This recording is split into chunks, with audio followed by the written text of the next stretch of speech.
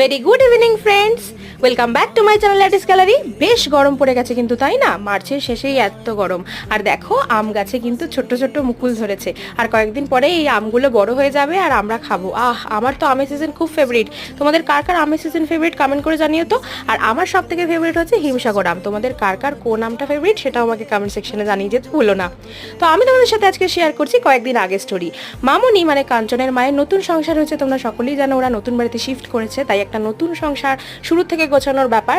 তো বাথরুমের জন্য কিছু এসেনশিয়াল জিনিস, তারপরে রান্নাঘরের জন্য কিছু এসেনশিয়াল জিনিস, সমস্ত কিছু কিনতে আমরা চলে গেছিলাম।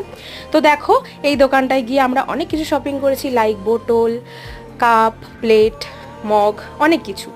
তো তারপরে চলে গেছিলাম কাচের দোকানে অর্ডার দিতে। কেন সেটা জানতে হলে ব্লগটা লাস্ট অবধি দেখতে হবে। আর দেখো, মামুনি একটা এত সুন্দর র্যাক কিনেছিল বাসন রাখার, আর এই দেখো কাচটা ফিটিংস হয়েছে। তো কেমন লাগছে আমাকে কমেন্ট করে জানিও।